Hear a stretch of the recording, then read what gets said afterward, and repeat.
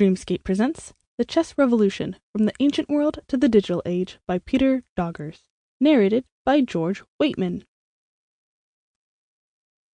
Introduction.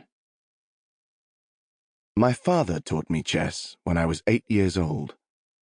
I got more interested in primary school when I played against my teacher during breaks. A few years later, when I was 14, my neighbor and friend Gino asked me, "I'm going to my uncle's to play chess. Do you want to join?" His uncle, Gerard, who I still see every now and then at Chess Café de Laurieboom in Amsterdam, had a nice chess set, and, even more fascinating to my teenage mind, lots of books about chess. He started telling us about his hero, Bobby Fischer, and I couldn't stop listening. Soon, Gino and I were playing regularly, even copying World Championship matches that we had heard about. We would play one game a day, alternating colours, thus easily filling a 2-week school holiday playing for the title of champion of our street. In September 1990, we joined the local club De Eenhoorn, the Unicorn, where I met some of my best friends. We still play for the same club today.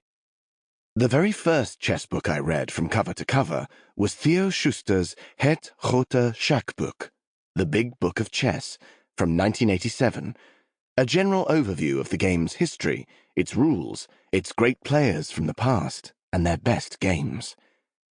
It included what is still my favorite chess anecdote of all time about the notion that the threat is stronger than the execution, one of the most well-known theorems in chess.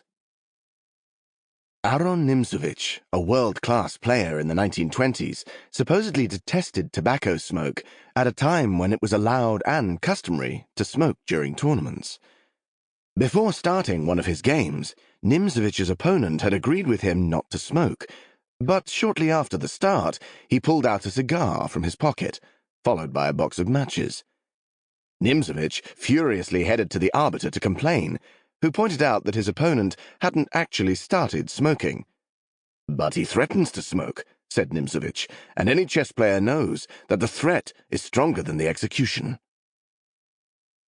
Schuster's book revealed that a bigger world was hiding behind the simple board game.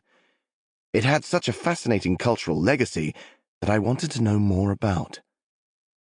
I discovered that chess is much like the game played in Hermann Hesse's 1943 novel, The Glass Bead Game, an intellectual encounter incorporating elements from mathematics, psychology, art, sport, and even music. Sample complete. Ready to continue?